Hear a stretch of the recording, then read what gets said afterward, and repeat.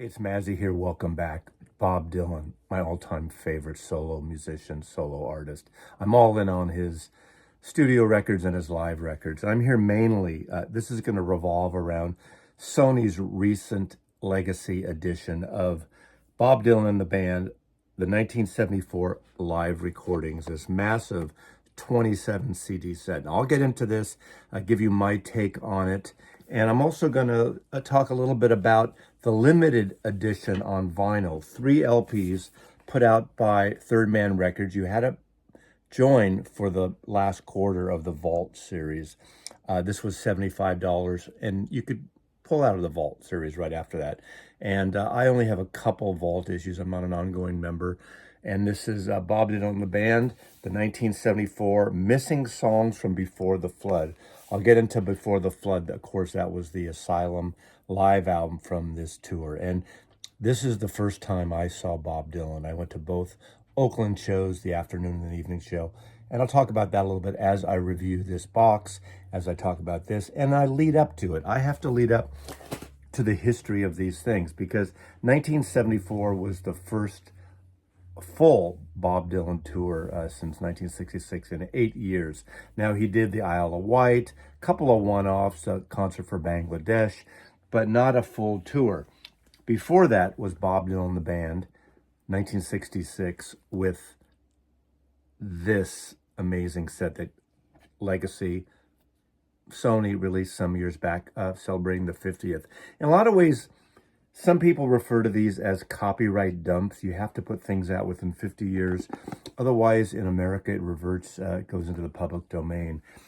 This is a tempestuous set, a tempestuous series, because this is a series with the band.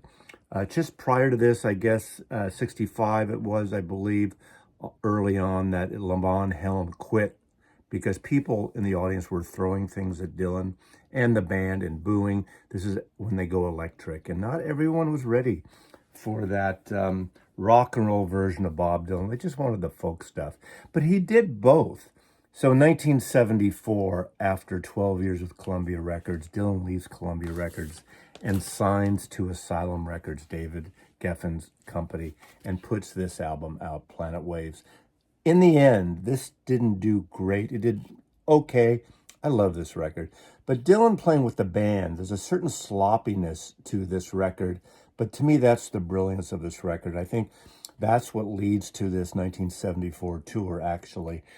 In fact, I think this album came out 2 weeks into the tour. And this was a very unique tour because in 1974, this was presented and produced by Bill Graham, obviously out of San Francisco, the Fillmore in Winterland, Bill Graham Presents. And it was one of the first massive tours, I believe it was 42 days, that Bill Graham put on, that any large band put on. Of course, bands like Led Zeppelin and Rolling Stones would play one-offs, Madison Square Gardens, Oakland Coliseum, some of these large venues. But this was, in a way, the blueprint. Then, of course, in the end of the year, this is what was the results. This is Bob Dylan and the band. This is Before the Flood. This might have been the first time that I recall everyone holding matches and lighters up.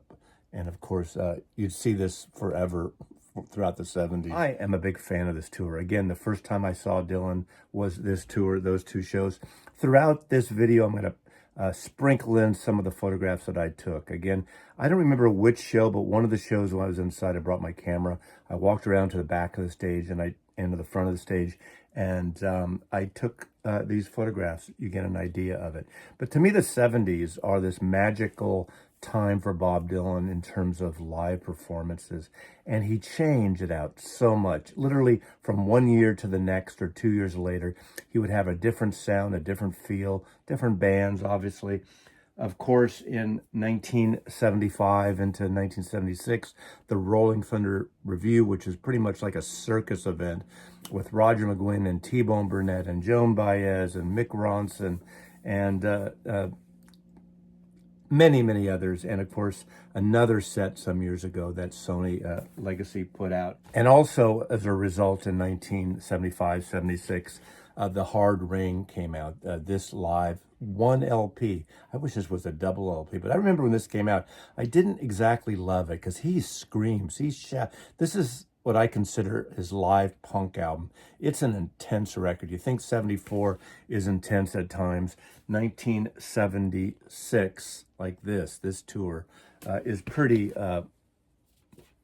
assaultful in your face. And I saw the Austin show, I think it was the end of 75 or so. Then, of course, there's the 1978 World Tour.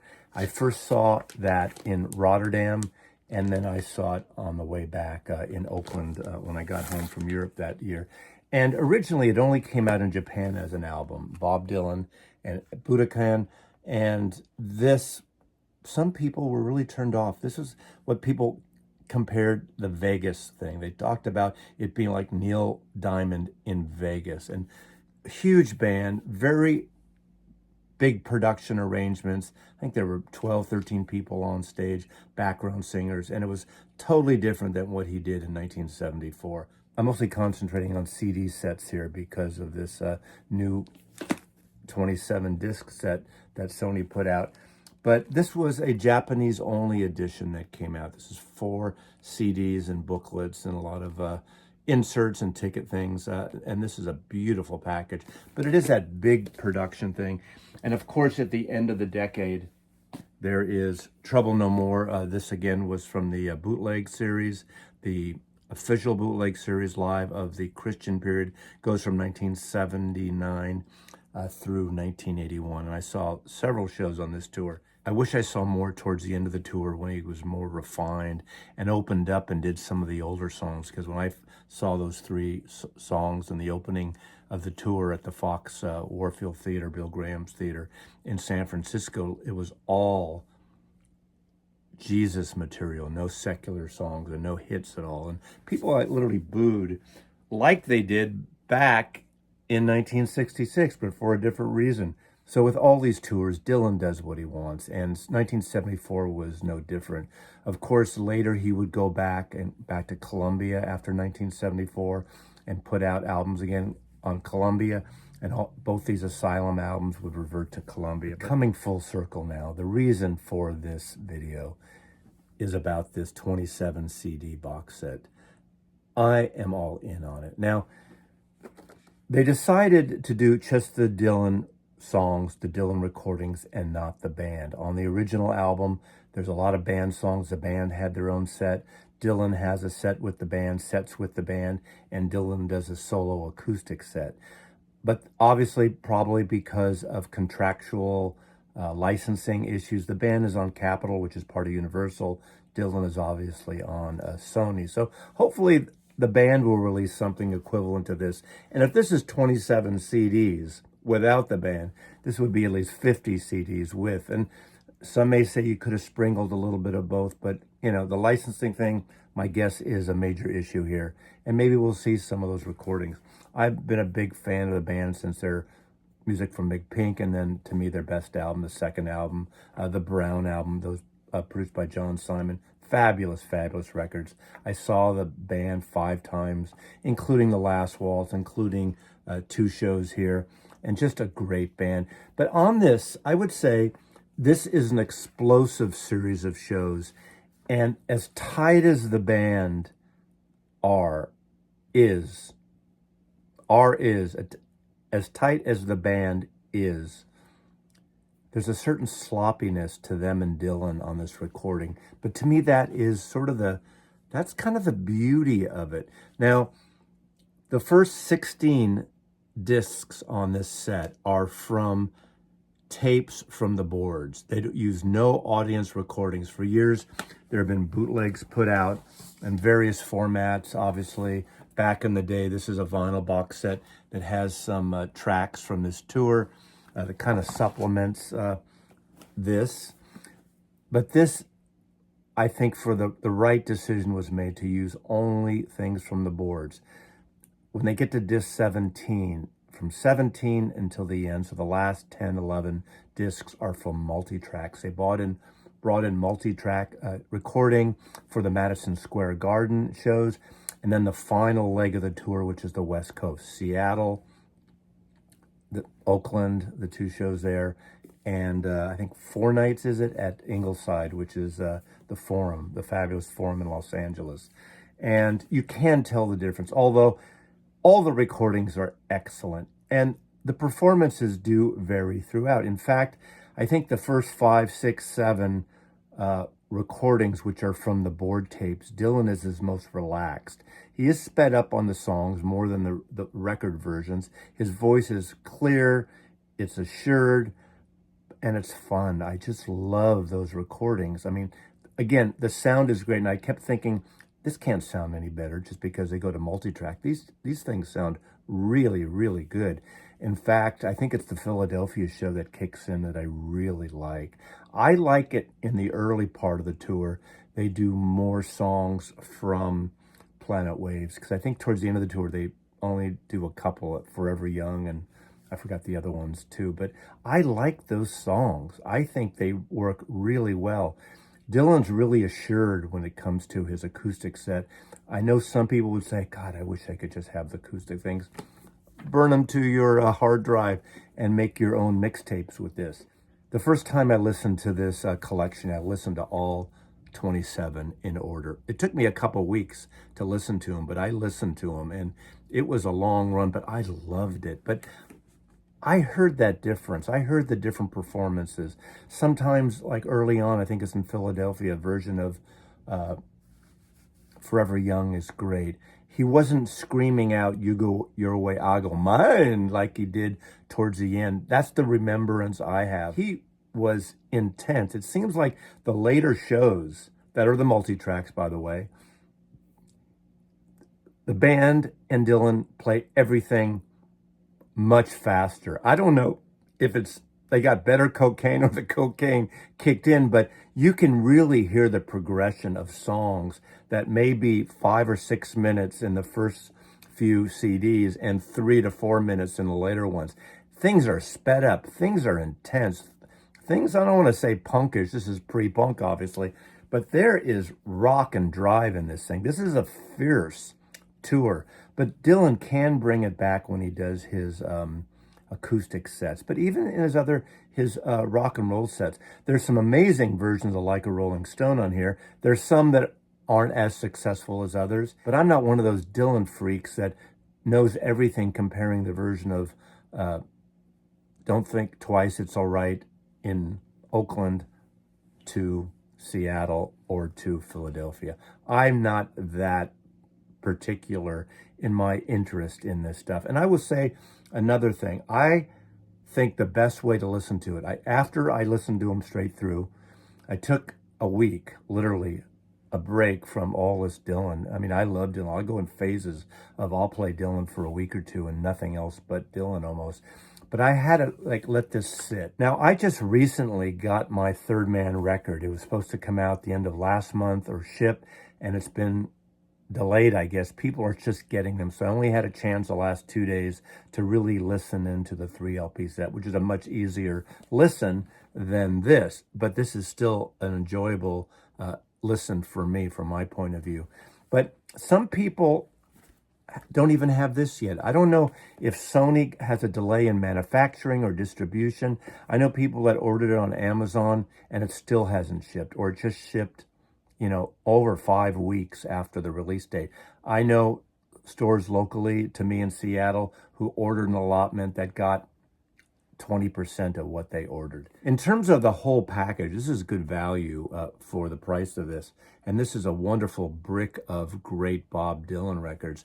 Again, it's fun to compare the versions of the songs. There are a few incomplete versions, and it states that in the box. Although I think it was one of the songs, Philadelphia, says incomplete, and it wasn't. So I'm not sure if that is an error in it. I think the booklet, there's a little bit of a short essay, but it's not very in-depth on this. There's not very much information on this, but that's okay. I was there. I know what it's about. I've read over the years what this tour is about. But it was a way for the band and Dylan to get together again after 8 years previously, and people were booing. People were cheering. We hadn't heard Dylan. I was that new generation at that time that really didn't get a chance to see Bob Dylan, because I was way too young in 1966 or earlier to see Bob Dylan. So 1974, I ordered my tickets online. I was one of about 18,000 people in the Oakland Coliseum each day. I think, I don't remember how I got tickets to the other show, the second show or the first show, one or the other, but I got a second. So I went to both shows, but 18,000 average per show in these massive stadiums. Everything sold out. He could have sold this series out 5 times over, apparently, and it was a massive success. And I think Dylan looks back at it, a little bit of trepidation that he wasn't happy with all the performances. But when you look through the 1970s, there's so much beauty, so much angst, so much intensity at the same time, and how he changes his songs each time, each tour, even from the beginning, from disc 1 or 2 or 3 or 4 to disc 17 to 18 to 22, 25. His phrasing, it seems like in the later shows, again, as I said, they're faster and more sped up. He seems to add occasionally more syllables in songs. And one thing that stood out again, "It's all right, Mom, only bleeding." There's that one line he yells out. He's doing the acoustic version. And I remember being in the room when that happened. And this is 1974. Nixon is still president. And he yells out, "Even the president of the United States must stand naked." The whole audience cheers. You can hear that on Before the Flood. You can hear that in every time he does a version in this box set. This is an amazing set. I love this tour. Is it my favorite I saw? It's favorite to me because you always remember your first, and it was so special then. And I'm a big fan of the band. I think they're one of the best bands that ever backed Bob Dylan, although what he's doing in the last 20 years, never-ending tour, is really interesting. These days, I think I went to 3 Dylan shows in the last decade. 2 were terrible. 1 was fantastic. You never know the Dylan you're going to get. And even back then, you never knew, as I said again, repeating myself from night to night. But that, to me, is what is brilliant. And the best way, I think, to listen to this, as I said, after going through everything in order, the next time I just randomly put a disc and put it on and blast this thing. This is a great sounding collection. As much as I think The Third Man is a great idea for a sampler, and I'm sure there's some people feeling disappointed, feel they should have put this out commercially as an option instead of just for a vault series of having to join. You paid $75, you can quit after. It's still, 3 LPs and a booklet. I think the cover art is atrocious. This design looks like a bootleg here, but it is a trifold. All the photographs here are by Barry Feinstein. I am a fan of his work of rock and roll photography. He did the cover of George Harrison's All Things Must Pass with the gnomes. It also comes with this sort of a cut, the missing songs from Before the Flood, that goes through everything here. Looks like a limited edition piece, doesn't it? It does come with a 45 of Blown in the Wind, and most likely You Go Your Way, I'll Go Mine, from Madison Square Gardens, I believe. And the booklet, all photographs by Barry Feinstein. Now, the photographs you see popping up here are mine. Copyright Maslov, 1974. I love the one backstage, that red one I'm going to close out with. To me, that could have been the cover of this. But I think, with what they did. There is a nice essay in here by Elizabeth Nelson, who is a singer-songwriter out of D.C. I don't know her. It's not elaborate. It gets into a little bit of certain songs that he sings and just a little background on it. Not a lot of background. I think that's been featured in some magazines as well. Love this. Levon and Dylan playing ping pong there. But Bob Dylan, the band, 1974. This is the way to go. If you're a Dylan fan, you know this music. This is the way to go. But don't play it all at once. It's massive. And again, leave comments below. I'm sure there's Dylan freaks, most of you out there, or a handful, that know more about the details than I do. I try to get it right. But I just think of the music and the moments and what I experienced listening to this. And I just love this set. But I love all the sets. I mean, I'm a Dylan Freak, all the bootleg series. And I hope this continues. I hope they do this. I hope they do 1976. They did 75. They haven't done 76. So I hope Sony Legacy continues doing these live things. I think that's it for the 70s, right? Am I missing something? Anyway, thanks again, everybody, for watching. Leave your comments. Time for my boot heels to be wandering. How cliche is that? Mazzy loves you.